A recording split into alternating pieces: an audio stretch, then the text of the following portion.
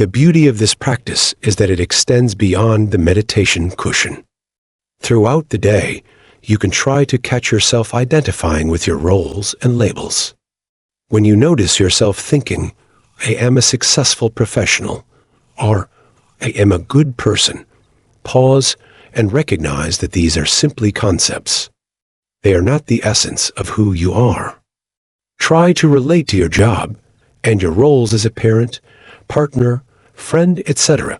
as temporary expressions of your underlying presence, the awareness that is always there. One of the biggest fears people have when they first encounter the idea of non-self is that it might lead to nihilism, a belief that life has no meaning. They may wonder, if there's no self, then who am I? Does life even matter? This is a completely natural question and one which deserves a thoughtful answer.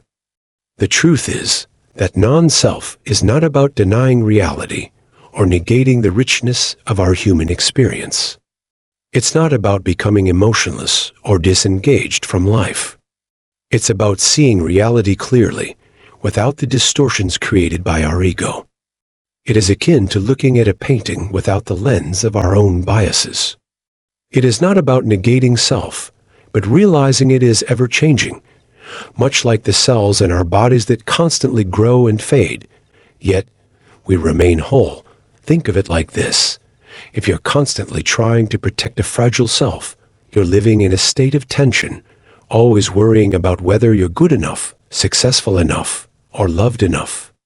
But when you realize that there is no permanent self to protect, you can let go of that tension and experience life with greater ease and openness.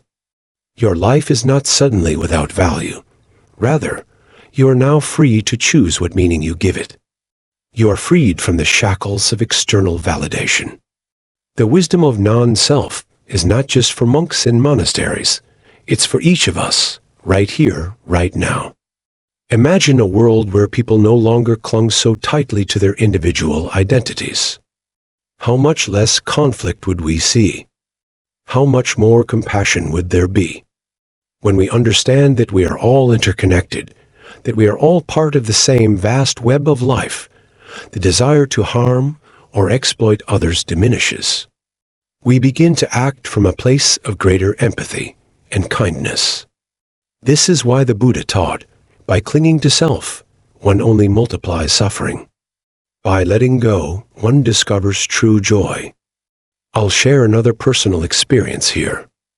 I used to be very defensive and critical of others, especially those who didn't share my views. My ego was always ready to jump in and protect itself. But as I began to understand non-self, I started to see that everyone else is going through their own unique process, just like me. The people I once judged, I now see with greater compassion. I started to relate to them with genuine curiosity and empathy, rather than seeing them as threats to my own self-image. The journey of understanding non-self is a deeply personal and transformative one. It's not about a destination or about reaching some final state. It's about being present in each moment, observing your experience without judgment, and continually letting go of the illusions that keep you from your true nature. This journey often comes with difficulties, doubts, and moments of confusion, however. These difficulties are only an indication that our habits and tendencies are being confronted. It requires constant practice, patience, and a willingness to question everything you thought you knew about yourself. The Buddha's teaching on non-self is not about becoming someone else. It's about realizing the beauty and freedom of who you already are. It's about recognizing that you are not limited by your thoughts, feelings, roles, or any external labels. You are the underlying awareness, the consciousness that observes it all, and that very awareness in itself is whole, perfect, and free. This freedom is not something to be sought. It is already present, waiting to be recognized. When we release the grasp on the illusion of self, we come home to the truth of our own being and experience a life of boundless joy, peace, and compassion. So, let's recap. The concept of non-self, as taught by the Buddha, challenges our deeply ingrained belief in a solid, unchanging self.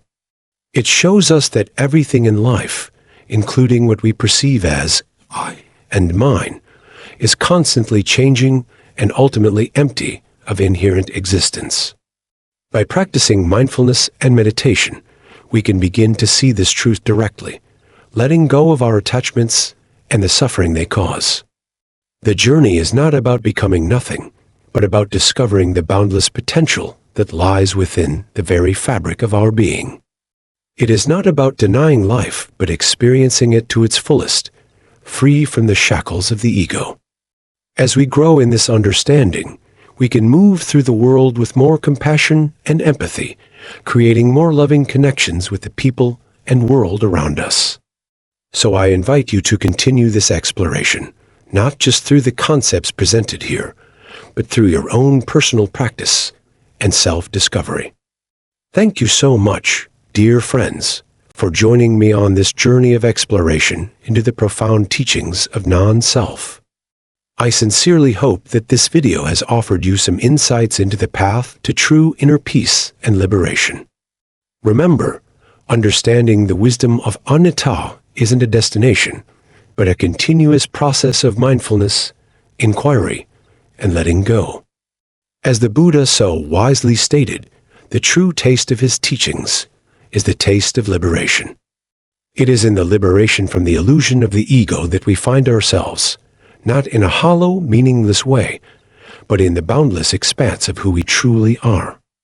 If you found this content valuable, please do give this video a like. It helps more people discover these transformative teachings. And if you haven't already, please subscribe to the channel so you don't miss out on more videos that explore the path to greater awareness and well-being. Your support helps us to keep creating and sharing these messages. We want to hear from you. Please share your thoughts, insights, and any questions in the comments section below. We are building a community of fellow seekers who can learn and grow together. This path is better traveled together than alone. We are truly grateful for your presence and your time. Remember, the journey to inner peace is a personal one, but it's also one that is greatly enriched by a sense of community. So, let's keep exploring, learning, and letting go, each step bringing us closer to the joy and freedom that is our birthright. Until our next meeting, may your path be filled with compassion, wisdom, and peace. We will see you in the next chapter of our exploration together.